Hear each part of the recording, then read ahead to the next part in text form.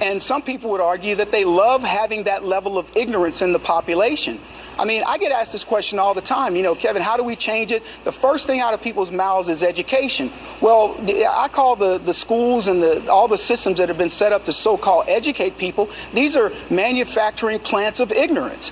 And to have this discussion in a meaningful context with Black Lives Matter and to dispel these narratives that cops are out hunting blacks. If you look at the situations that have happened, Judge, in the last few, whatever bit of time, it isn't cops that just willy-nilly showed up at these events. Somebody called them to go investigate something. That's how they got there.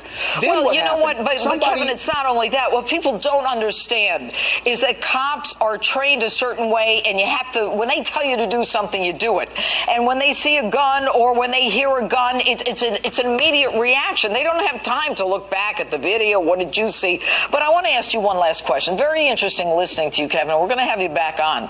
But tell me about you. You didn't have such a great experience as a kid, and you said you live in the hood. Talk to me. Yeah, I mean, I live in the hood. When I was growing up, my dad was he was a prisoner in San Quentin, and he was there most of his life. He committed armed robbery.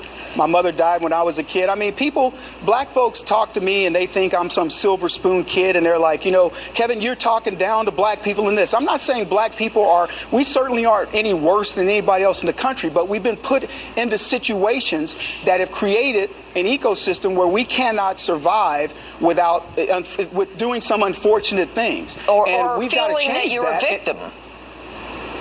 Well, look, I grew up that way. I never felt I was a victim. I knew what the game was. And the fact is that a lot of game, and that's what we call it in the vernacular, is being run on black people. Mm-hmm. And it's being done by the left, who wants us to believe that we're victims. At one point, they want to make us feel powerful with Barack Obama as president. But in the next breath, they want to tell you you're always the perennial victim. All right. Kevin Jackson, very interesting. Thanks for being with us tonight.